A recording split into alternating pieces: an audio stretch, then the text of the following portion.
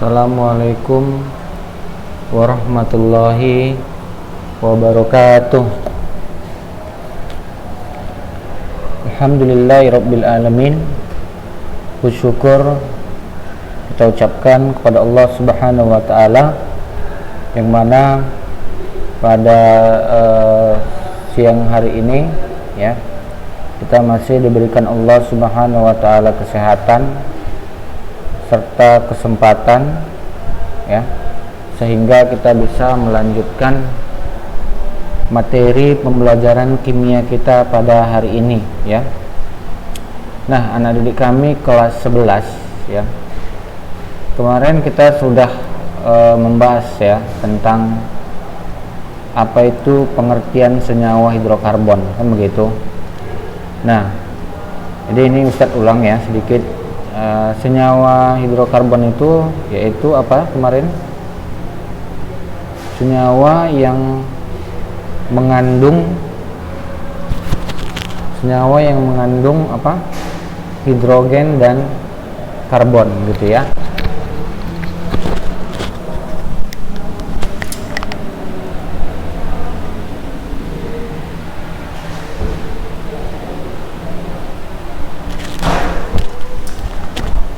Nah, jadi senyawa hidrokarbon itu adalah senyawa yang mengandung apa? Hidrogen dan karbon gitu ya. Nah, jadi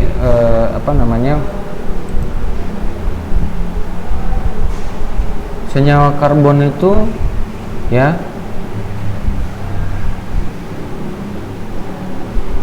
merupakan senyawa yang mengandung unsur karbon. Nah, jadi ada juga kalau dia senyawa karbon ya berarti dia senyawa yang mengandung unsur karbon. Nah, sedangkan senyawa hidrokarbon adalah senyawa yang mengandung unsur hidrogen dan unsur karbon. Berarti hidrokarbon, hidrogen dan karbon. Nah, berarti di situ ada hidrogen dan ada karbon gitu ya. Ada hidrogen dan ada karbon gitu. Nah, kemudian senyawa karbon itu ya terdiri atas karbon organik dan karbon anorganik. Nah, jadi ada karbon organik. Karbon organik itu artinya yang dia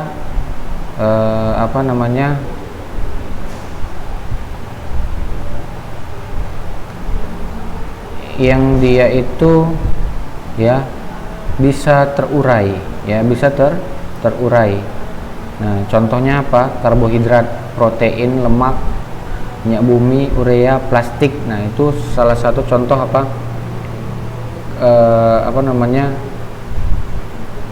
unsur karbon organik ya. Nah, ada juga yang unsur karbon anorganik. Nah, anorganik ini artinya yang dia itu tidak bisa diuraikan. Contohnya misalkan oksida karbon, batu kapur, batu karbit, soda kue. Nah, seperti itu ya. Artinya yang dia itu anorganik, tidak dapat diuraikan oleh organisme ya. Organisme misalkan bakteri atau jamur begitu ya. Jadi dia tidak bisa diuraikan oleh bakteri atau jamur dan sebagainya begitu ya.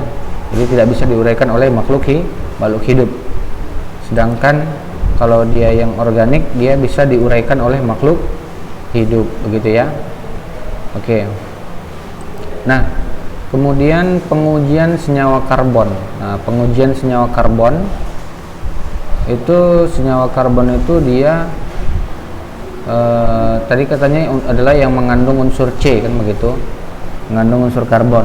Nah, di sini juga senyawa karbon ya tentunya ada yang dia mengandung unsur H, ada yang mengandung unsur O. Nah, intinya adalah senyawa karbon itu harus mengandung unsur C, paham ya? Jadi senyawa karbon itu dia adalah senyawa yang mengandung unsur C. Jadi harus yang mengandung unsur C ya. Nah, mau dia mengandung unsur H, mau mengandung unsur O, yang penting dia mengandung unsur C gitu ya, itulah dia senyawa karbon. Sedangkan kalau senyawa hidrokarbon yaitu senyawa yang mengandung unsur C dan unsur H. Nah, jadi senyawa hidrokarbon itu adalah senyawa yang mengandung unsur C dan unsur H, ya. Itulah yang disebut dengan senyawa hidrokarbon. Nah, pembakaran senyawa karbon. Nah, jadi senyawa karbon itu bisa juga dia dibakar, kan begitu. Nah, itu menggunakan, kalau dia reaksi pembakaran itu selalu menggunakan O2, ya.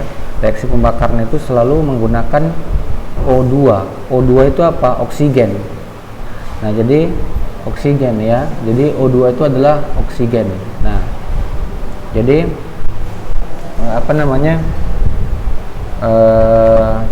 hasil dari pembakaran senyawa CXHY, ya, itu adalah CO2 ditambah dengan H2O, begitu ya. Nanti hasil pembakarannya adalah CO2 dan H2O. Demikian juga nanti misalkan ada senyawa CXHYOZ. Nah, itu dibakar menggunakan senyawa O2. Berarti nanti akan dihasilkan CO2 dan H2O, gitu ya. Oke. Nah, jadi demikian ya. Bahwasannya senyawa senyawa hidrokarbon itu, ya, senyawa hidrokarbon itu adalah senyawa yang mengandung unsur C dan H, sedangkan senyawa karbon itu adalah senyawa yang mengandung unsur C, H dan O, gitu ya. Nah, contohnya inilah dia proses reaksinya, ya. Inilah proses reaksinya. Bahwasannya suatu zat itu atau senyawa karbon itu bisa dibakar. Nah, bisa dibakar, ya, bisa dibakar dengan menggunakan O2, kan begitu. Nah, nanti akan dihasilkan apa? Gas CO2, ya, akan dihasilkan gas CO2. Nah, air keruh menunjukkan gas CO2. Nah, berarti nanti kan dibakar, ya kan? Nah, dibakar. Nah, setelah dibakar nanti ada gas CO2 di tabung reaksi tersebut. Nah, berarti di situ, ya, di situ ada yang namanya proses pembakaran senyawa karbon, gitu ya. Berubahnya warna kertas kolbat menunjukkan adanya uap air. Nah, berarti ya di sini kalau misalkan kita masukkan, ya kan, kertas kobalt, ya, ke dalam zat tadi yang sudah dibakar, ya, senyawa atau zat yang sudah dibakar tadi, kita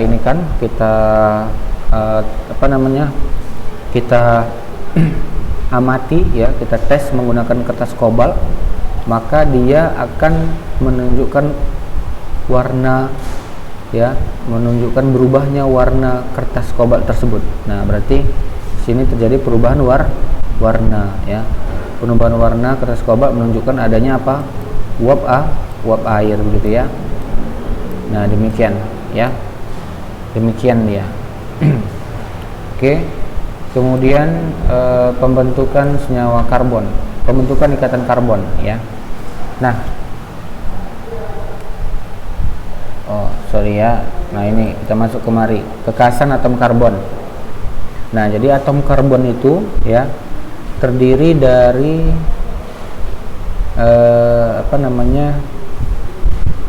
sebelumnya jenis atom karbon, ya. Jadi konfigurasi elektron atom karbon. Nah, kan di kelas 10 kita udah belajar mengenai konfigurasi elektron, gitu ya kan. Nah, konfigurasi elektron itu artinya susunan elektron dalam atom, ya, susunan elektron dalam atom.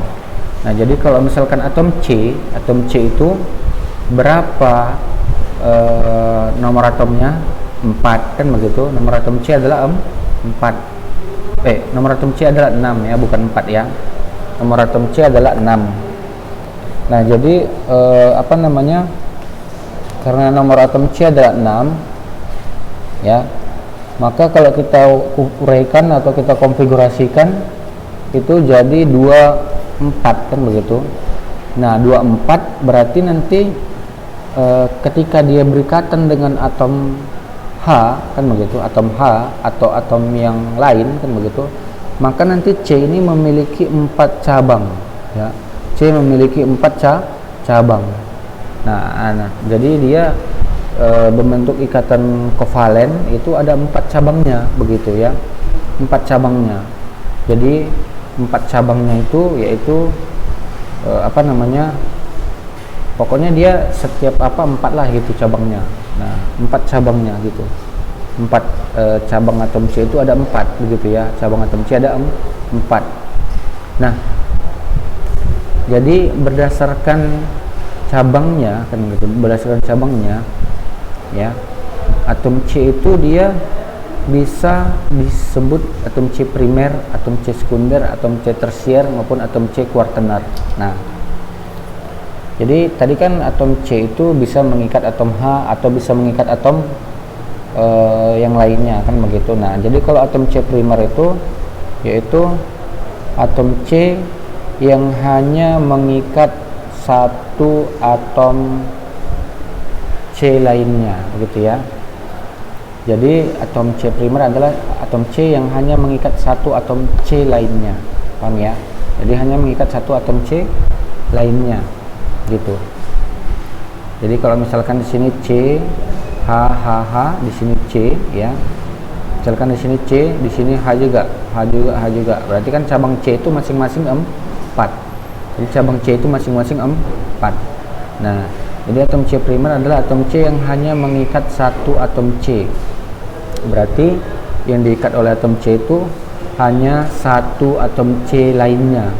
Satu atom C. Berarti itulah yang disebut dengan apa?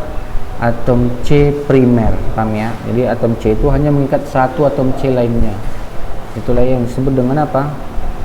C primer, paham ya? C primer itu adalah atom C yang hanya mengikat satu atom C lainnya. Nah, itu dia untuk yang atom C primer. Kemudian atom C sekunder yaitu atom C yang mengikat dua atom C lainnya.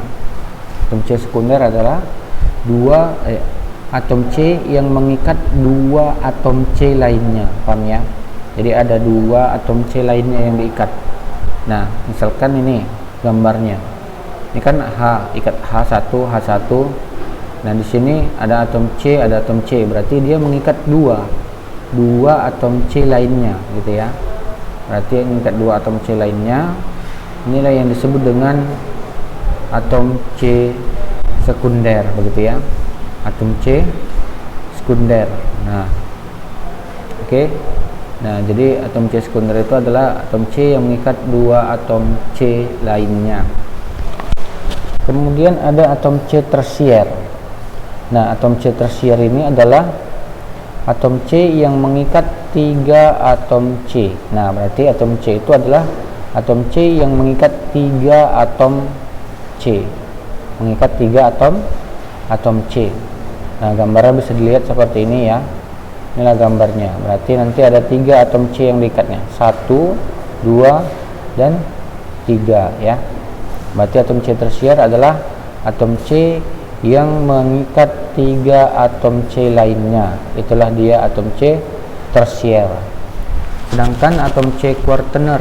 Nah, atom C kuartener adalah atom C yang mengikat 4 atom C lainnya. Berarti 1, 2, 3, 4 ya. 1, 2, 3, 4. Berarti 4 atom C lainnya. Itulah kuartener ya. Artinya atom C mengikat 4 atom C yang lainnya. Oke, nah itu dia untuk konfigurasi elektron atau jenis atom C ya. Nah, sekarang kita lanjut struktur Lewis atom dan senyawa karbon. Nah, ini dia. Jadi konfigurasi elektron C, atom C ya, itu adalah 24 ya, seperti yang Ustaz sebutkan tadi. Konfigurasi elektron atom C itu adalah 24. Berarti ada berapa di situ elektron valensinya? Ada 4 ya, 4 elektron valensinya. Nah, atom C memiliki 4 elektron valensi sehingga memudahkan atom C untuk membentuk ikatan kovalen dengan atom lainnya. Nah, berarti nanti atom C ini ya itu akan membentuk ikatan kovalen dengan 4 atom lainnya. Berarti nanti 1, 2, 3, 4 ya. Ada 4 apa namanya? Ininya ya, ikatannya. Jadi cabang daripada C itu ada 4. 1, 2, 3, 4 ya. Nah, contohnya misalkan CH4 ini ya. Contohnya misalkan CH4 memiliki 4 ikatan kovalen tunggal ya. Berarti CH4 itu adalah memiliki 4 ikatan kovalen tunggal. Nah, contohnya ini ya. Nah, berarti ini 1, 2, 3, 4 ya. Memiliki 4 ikatan kovalen tunggal. Paham ya? Nah, kemudian C2H4. Nah, C2H4 ini memiliki 1 ikatan kovalen rangkap 2 dan 4 ikatan kovalen tunggal.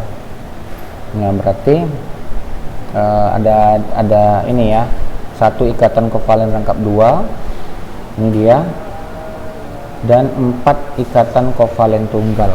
Berarti ada 4 ikatan kovalen tunggalnya, begitu. 4 ikatan kovalen tunggal, 1, 2, 3, 4 ya, paham ya? 1 ikatan kovalen rangkap 2, berarti ini 1 ikatan kovalen rangkap 2 dan 4 ikatan kovalen tunggal, 1, 2, 3, 4 ya. Nah, jadi atom C itu bisa juga dia membentuk ikatan rangkap, dengan atom C yang lainnya. Nah, jadi rangkap 2 atau rangkap 3. Nah, itu dia ya. Ini kan rangkap 1, ini kan rangkap 2 dengan atom C yang lainnya. Jadi kalau dia dengan H ya, H itu berapa ininya, nomor atom H? H itu kan 1. Berarti kalau misalkan kita buat konfigurasi H itu kan berarti 1 kan begitu. Nah, jadi atom H itu menyumbangkan 1. Seperti yang udah kita pelajari di kelas 10, atom H itu menyumbangkan 1. Jadi masing-masing H menyumbangkan 1. Kan begitu. Nah, jadi H berikatan dengan C itu berarti 4. Berarti 4 ya, depan, belakang, kiri, kanan, bawah. Nah, itu 4 ya. Nah, jadi seperti itu dia. Jadi apa namanya? Atom C itu ya 4. Dia harus ada 4 cabangnya. Harus ada 4 cabangnya gitu ya. Tidak boleh atom C itu 3 cabangnya, nggak boleh. Harus 4 cabangnya. Kenapa 4? Kan begitu. Karena konfigurasi elektron atom C itu adalah 24. Berarti 24 adalah 1, 2, 3, 4. Nah, makanya di sini dibuat rangkap 2. Supaya apa? Supaya nanti ada 2 cabangnya di atom C yang lainnya ya. Demikian juga untuk yang H ini.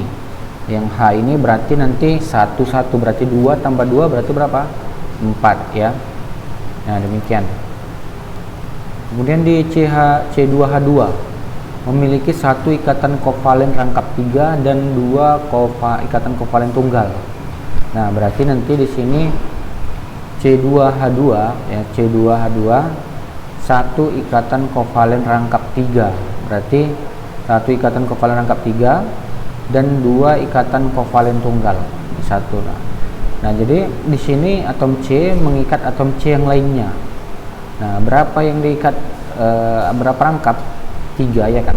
1, 2, 3. Berarti atom C ini ya itu mengikat atom C yang lainnya dengan ikatan rangkap 3. Nah, berarti 3 tambah 1 4, tetap 4. Jadi atom C itu tetap 4 harus cabangnya.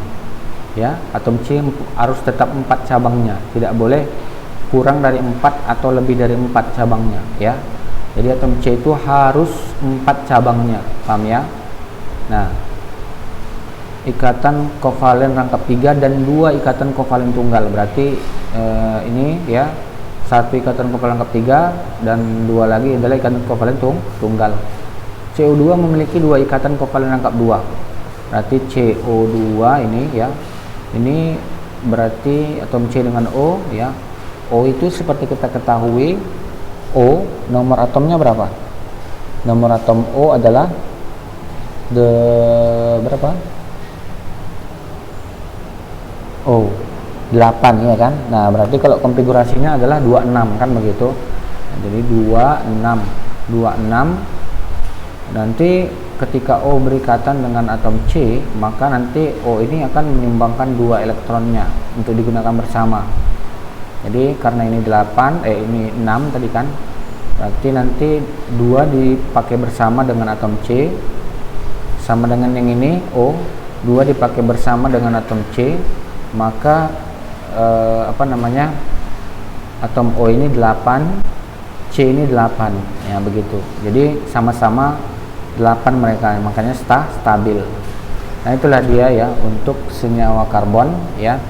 Jadi intinya apa? Intinya atom C itu ya, atom C itu selalu mengikat 4 ya, 4 cabangnya begitu ya. Jadi dia ada 4 ininya. Ada 4 cabangnya.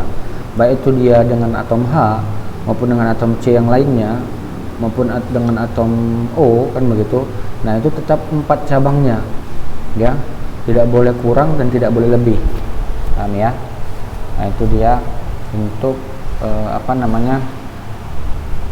konfigurasi elektron atom C atau atom karbon. Nah, ini. Jadi pembentukan ikatan karbon ya. Nah, jadi kita ketahui bahwasannya di senyawa-senyawa ya kan. Di senyawa-senyawa ya. Di senyawa-senyawa itu ada yang namanya grafit kan gitu, intan, kemudian amorf ya. Nah, jadi grafit ini ya, ini merupakan susunan senyawa karbon. Jadi kalau kita ambil grafit, nah kemudian kita amati begitu kan, kita amati nanti strukturnya itu atau ikatan yang membentuk grafit tersebut, dia merupakan senyawa karbon ya, dengan struktur heksagonal yang simetris dan berlapis-lapis. Nah, jadi strukturnya ini kalau kita buka gitu kan, kita buka misalkan senyawanya gitu kan, senyawa grafit ini. Nah, nanti dia akan membentuk struktur heksagonal yang simetris dan berlapis-lapis. Jadi karbon itu ya, senyawa karbonnya ini di grafit ini dia berlapis-lapis begitu ya, dengan struktur heksagonal. Heksagonal itu artinya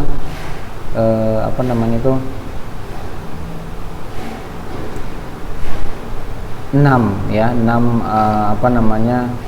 atom C ya, tapi dia bentuknya adalah heksagonal begitu ya.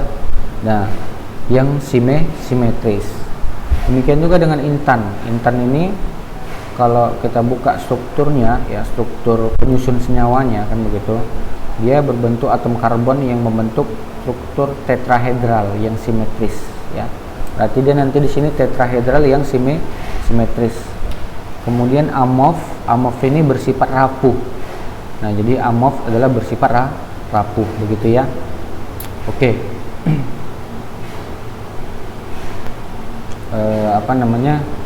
Nah, ini ya.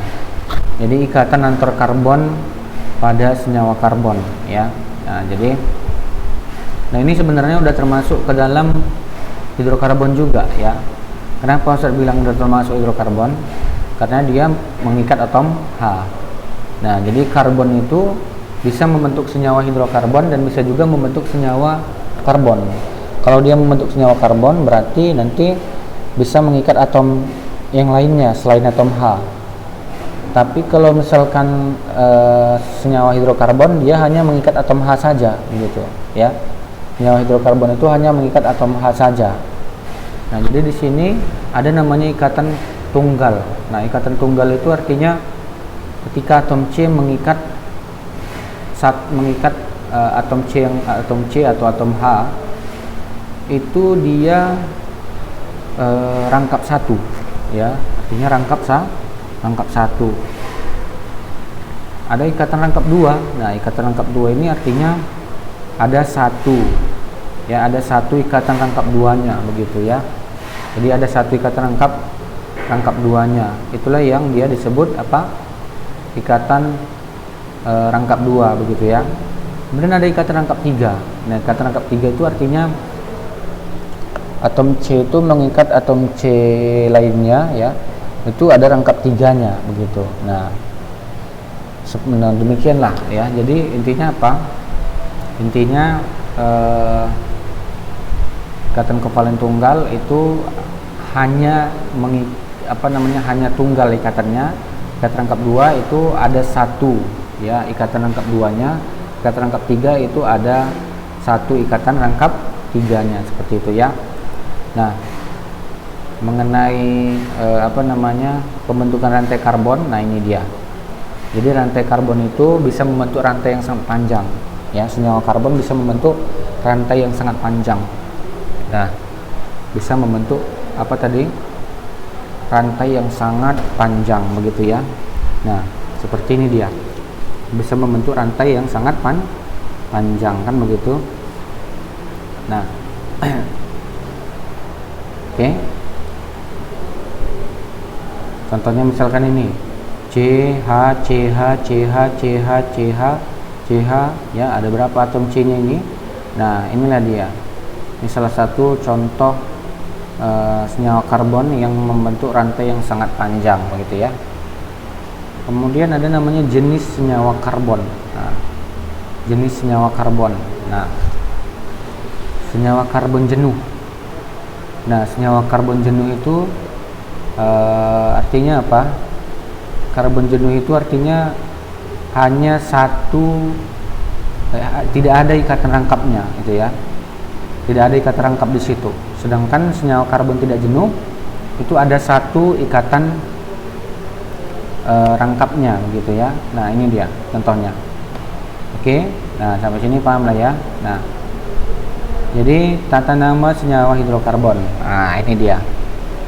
Jadi senyawa hidrokarbon itu, ya, senyawa hidrokarbon itu tadi kan adalah senyawa yang mengandung atom C dengan atom H, kan begitu. Atom C dengan atom H, kan begitu. Nah, jadi hidrokarbon itu, ya, yang pertama adalah alkana. Nah, alkana itu jenis-jenisnya, ya. Jenis-jenis senyawa hidrokarbon itu yang pertama adalah alkana, gitu ya. Nah, alkana itu rumus umumnya apa? Alkana itu rumus umumnya adalah CnH2n tambah 2, gitu ya. CnH2n tambah 2. Berarti nanti di sini kalau misalkan lah C-nya 1, berarti hanya berapa?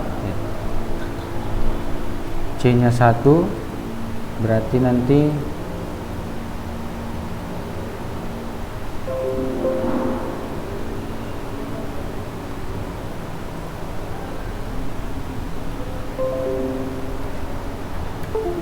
ya.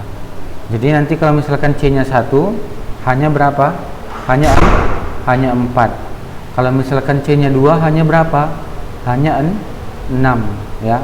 Kalau misalkan C-nya 3 hanya berapa? Hanya 8, gitu ya. Nah, demikian seterusnya, ya. Itulah yang disebut dengan apa? Yang disebut dengan alkana. Jadi alkana itu rumusnya adalah CnH2n tambah 2, begitu ya. Oke. Nah, jadi kalau untuk C-nya 1 hanya 4 itu disebut dengan metana. Kemudian kalau C-nya 2 hanya 6 itu disebut dengan etana, ya, C2H6. Kemudian C3H8 propana, C4H10 butana, C5H12 pentana, C6H14 heksana, C7H16 heptana, C8H18 oktana, C9H20 nonana, C10H22 dekana, gitu ya. Oke. Nah, kemudian itu serasa bisa lah ya, paham lah ya. Untuk menentukan ininya, menentukan jumlah n-nya, kan begitu. Jadi kalau N-nya 1, 2 kali 1 tambah 2 berarti berapa? 2 tambah 2 4, berarti C1H4 begitu ya. Nah, itu dia.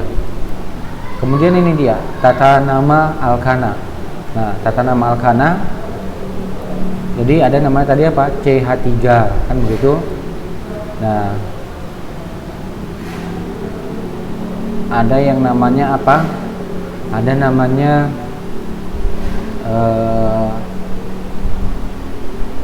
C2 alkana tadi apa? CH4 kan begitu. Ada namanya C2H6 kan begitu. Nah, jadi itu dia apa namanya itu alkana tadi. Nah, jadi kalau misalkan alkana ini ya, misalkan alkana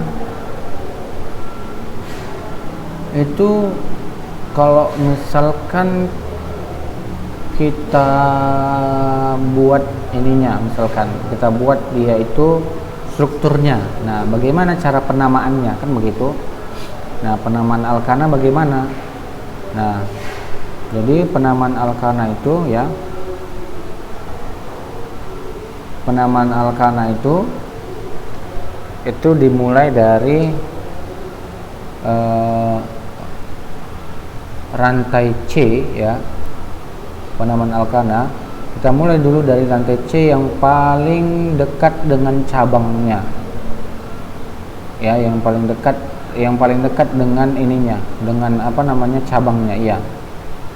Jadi kalau misalkan rantainya itu lurus dia misalkan 1 sampai 7 misalkan lurus kan begitu. Nah, maka nanti kalau dia lurus ya rantainya itu penamaannya sesuai dengan ini, sesuai dengan apa namanya ini, sesuai dengan rantai ininya, rantai umumnya. Nah, kalau dia lurus, misalkan di sini nggak ada cabangnya nih, ini kan ada cabangnya di posisi 3 dan 4 serta di posisi 5. Nah, kalau misalkan rantainya lurus, misalkan dari 1 sampai 7 misalkan lurus, nah maka nanti penamaannya itu mengikuti ini, mengikuti rumus umumnya begitu ya, mengikuti rumus umum daripada alkana tersebut. Tetapi kalau misalkan ada cabangnya misalkan ya, ada cabangnya di sini. Nah, cabangnya itu di posisi berapa kan begitu. Nah, misalkan cabangnya di posisi apa namanya, di posisi 3 misalkan, di posisi 4, di posisi 5. Nah, maka nanti kita harus tentukan cabangnya itu yang paling dekat dengan posisi apanya ya. Kita menentukan ininya, cabangnya dengan posisi yang paling ujung begitu. Nah, jadi di sini yang paling dekat dengan ujung ya, itu adalah siapa? Si ini, si etil. Nah, etil inilah yang paling dekat dengan cabangnya ya, etil. Jadi sebelum kita masuk ke etil atau metil ya, di sini ada namanya gugus alkil. Nah, gugus alkil itulah yang disebut dengan cabangnya. Jadi cabangnya itu ya, cabang daripada alkana itu ada namanya alkil. Alkil itu merupakan cabang dari alkana ya. Kalau misalkan C-nya 1H3 itu disebut dengan metil ya. C1H3 itu disebut dengan metil. C2H5 itu disebut dengan etil. C3H7 itu disebut dengan propil. C4H9 itu disebut dengan butil. Nah, paham ya? Ya, jadi kalau misalkan apa namanya ya, ini misalkan ini ya kan, C-nya 1 hanya 3, berarti kan dia kekurangan apa? Kekurangan 1 atom H. Nah, maka karena kekurangan 1 atom H, harusnya kan dia metana, tapi karena dia kekurangan 1 atom H disebut dengan metil. Nah, metil berarti namanya. Kemudian C2H5 ya, C2H5 Tentu kan harusnya kan C2H6. Karena kekurangan satu atom H, maka namanya jadi etil. Ya, etil harusnya kan etana. Karena dia kekurangan satu atom H, maka dia namanya jadi etil. Kemudian propil. Propil ini artinya ketika dia itu kekurangan satu atom H. Nah, harusnya dia propana, jadi propil. Ini C4H10 harusnya kan. Berarti karena kekurangan satu atom H disebut dengan butil, ya, butil. Nah, itulah dia. Demikian seterusnya. Jadi alkil ini merupakan cabang dari alkana, ya. Alkil merupakan cabang dari alkana. Nah, jadi alkil itu merupakan cabang dari alkana, begitu ya. Cabang dari alkana. Oke. Nah, jika terdapat lebih dari satu cabang yang sama, rantai cabang tersebut diberi awalan di. Ya, jadi kalau misalkan ada di sini dua, ya, ada dua misalkan rantai cabangnya, maka nanti yang sama ya, itu di namanya nanti dibuat di. Sedangkan kalau misalkan ada tiga rantai cabang yang sama, itu namanya adalah tri. Kemudian kalau 4 namanya adalah tetra, 5 adalah penta, 6 heksa, 7 hepta, 8 okta, 9 nona, ya. Demikian. Jadi seperti contoh yang ini ya. Kita lihat penamaannya. Nah, di sini ada struktur senyawa alkana. Udah. Nah, struktur senyawa alkana ini ya, kita lihat. Ini berapa berapa cabangnya kan begitu. Nah, kita lihat cabangnya di sini ada 3, 1, 2, 3. Nah, jadi karena 3 cabang daripada alkana ini ya, 3 cabang alkana ini, maka nanti di sini ya, di sini kita lihat cabangnya itu metil atau etil kan begitu. Nah, cabangnya itu adalah misalkan dia di sini etil sama metil. Jadi ini CH3 kan metil, C2H5 kan etil kan begitu. Nah, jadi penomorannya dari mana? Tadi kan Ustadz bilang kan dari yang paling dekat dengan cabangnya kan begitu, yang paling dekat dengan cabangnya. Nah, setelah kita lihat ya, yang paling dekat dengan cabang itu kan ada 2, satu di sini, satu di sini kan begitu. Nah, jadi caranya ya, cara kita menentukan penomorannya kan begitu, itu yaitu dengan cara kita melihat ya, kita melihat cabang yang abjadnya lebih kecil. Cabang yang abjadnya lebih kecil. Mana berarti cabang yang abjadnya lebih kecil? E. Ya, E. Berarti di sini E. Berarti 3 etil ya, 3 etil, 4,5 dimetil. Berarti 4 sama 5 dimetil heptana. Heptana ini adalah 7, 1, 2, 3, 4, 5, 6, 7. Berarti dimetil ya, 4 sama 5 posisi cabang ininya ya, posisi cabang metilnya 4 dan 5, sedangkan posisi etilnya di posisi ketiga ya. Berarti 3 etil, oke, 3 etil, 4,5 dimetil heptana. Paham ya, ini dia. Jadi kenapa 4,5 dimetil? Karena ada dua rantai cabang metilnya ya. Metilnya ada CH3-nya ada 2 begitu ya. Oke, sampai di sini paham ya? Bisa lah ya. Nah, saya rasa bisa. Oke. Kemudian untuk alkena. Nah, alkena ini ya, alkena itu artinya apa? Alkena ini artinya adalah ada satu rangkap duanya begitu ya. Ada satu rangkap duanya. Nah, ini dia alkena ya. Berarti nanti di sini ada satu rangkap duanya.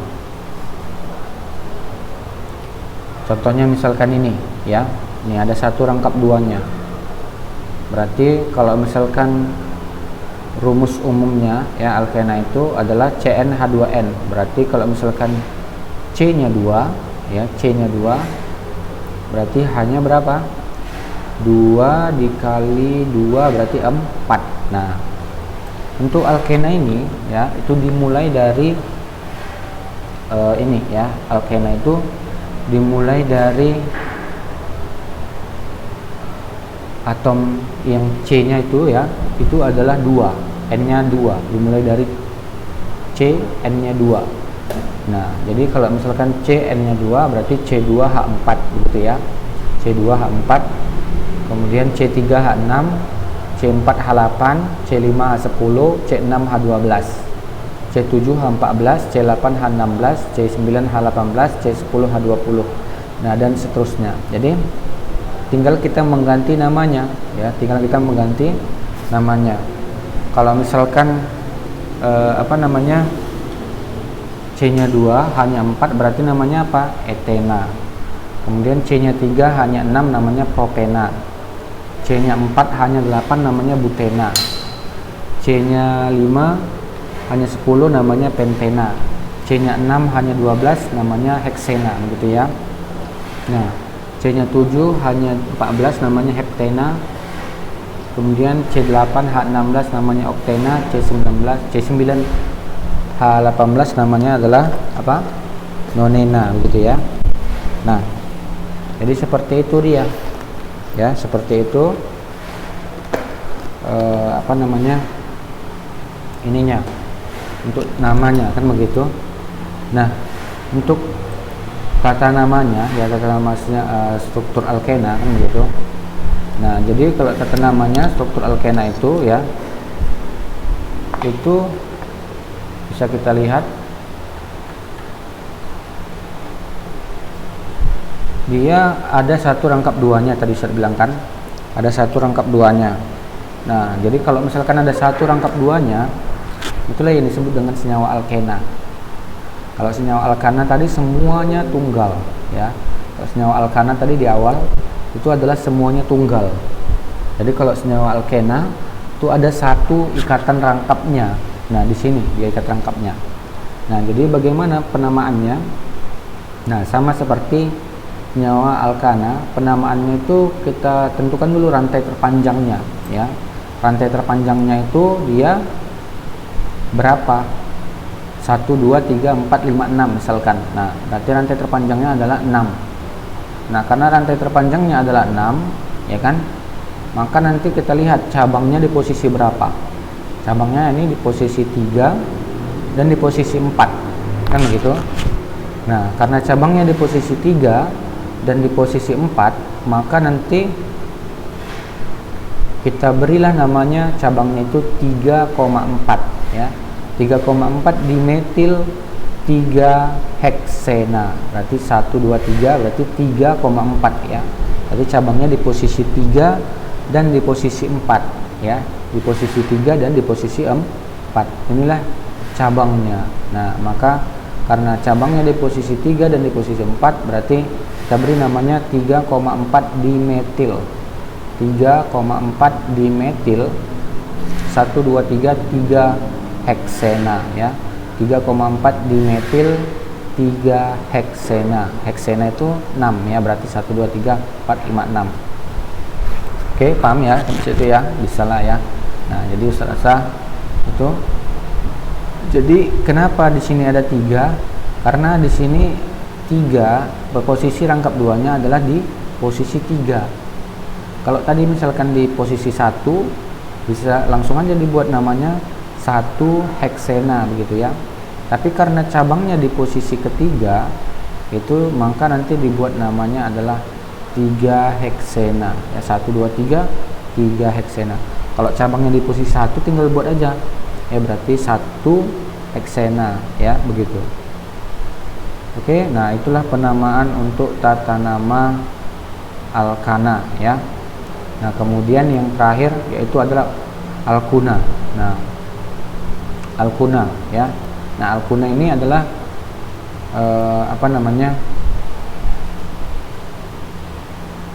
senyawa hidrokarbon rangkap 3. Berarti di sini ada C dan ada H ya, yang dia rangkap 3 begitu ya. Ada rangkap 3 ya, ada rangkap 3-nya di satu di satu rantai atau di satu cabang dia ada rangkap 3-nya begitu ya. Nah, contohnya ini dia senyawanya ya, CH3C CH3. Nah, ini berarti ada satu rantai, satu cabang yang dia rangkap 3 begitu ya. Oke. Nah, rumus alkuna yaitu CnH2n kurang 2 ya. Nah, itulah rumus alkuna apa tadi? CnH2n kurang 2. Berarti kalau misalkan C-nya 2, berarti hanya berapa? 2 kali 2 4 kurang 2 berapa? Nah, 2 kali 2 4 kurang 2 2. Berarti C2H2. Nah, gambar strukturnya berarti nanti tinggal dibuatlah C-nya ada 2, hanya 2. Nah, berarti C-nya ini berikatan rangkap 3 dengan atom C yang lainnya gitu ya. Nah, kalau propuna ya, propuna itu dia ada 3 atom C-nya, atom H-nya 4 begitu ya. Nah, jadi seperti itu. Nah, demikian juga yang untuk nonuna dan dekuna, bisa dilihat nanti di apa namanya, di cabangnya bahwasannya ada satu rangkap 3-nya. Nah, strukturnya dia seperti ini ya. Ini strukturnya berarti nanti kita lihat ya, di sini ada satu rangkap 3-nya ya, ada satu rangkap 3-nya. Jadi kalau yang ini ada berapa rangkap 3-nya kira-kira? Ada 1 ya. Nah, cabangnya kita lihat. Cabangnya ya. Kita lihat cabangnya di sini 1 2 3 4 5 6 7 8. Ini rantai utamanya ya, rantai utamanya 8. Cabangnya ada berapa? Cabangnya ada 1 2. Nah, ada 2 ya, berarti 1 2. Inilah cabangnya ya. Cabangnya berarti dia ada 2 ya. Yang ini namanya metil, yang ini namanya etil. Nah, jadi etil ini bisa juga dia dipisahkan ya. Etil bisa juga dipisahkan. Bisa juga dipisahkan, dia menjadi CH2 dan CH3 seperti itu ya. Nah, itu dia bisa dipisahkan. Ini CH2, ini CH3 begitu ya. Kemudian ini namanya CH3 begitu ya. Oke. Nah, apa namanya? Kalau begitu ini namanya adalah etil di posisi keberapa? Posisi ketiga. Sedangkan si metil di posisi ke-6. Berarti 3 etil, 6 metil, 4 oktuna. Jadi karena 8 ya, karena 8 ininya rantai utamanya, maka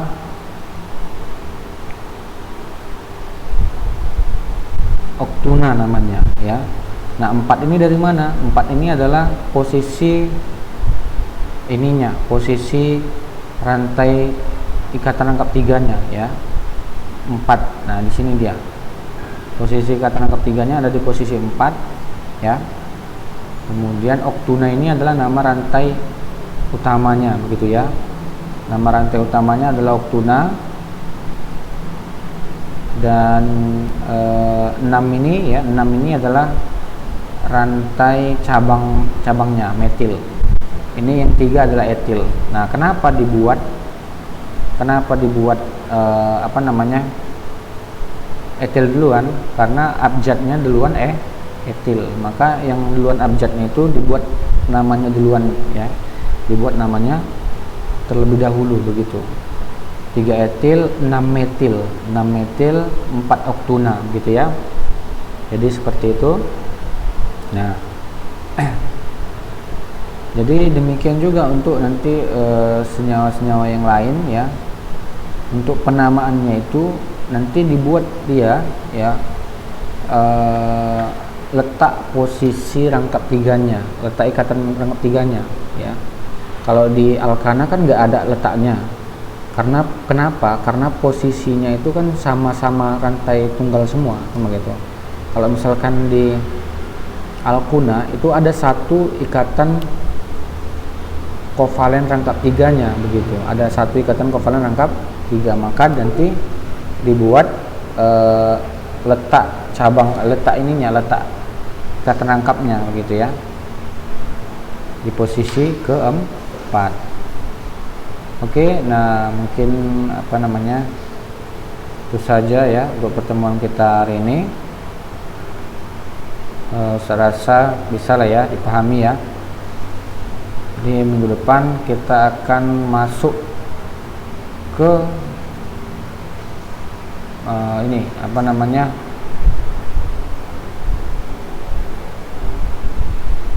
pembahasan tentang struktur primer dari senyawa hidrokarbon, struktur sekunder dan tersier daripada jenis-jenis senyawa hidrokarbon. Oke, demikian pertemuan kita hari ini. Lebih dan kurang Ustaz mohon maaf atas segala perhatian. Ustaz ucapkan terima kasih. Assalamualaikum warahmatullahi wabarakatuh.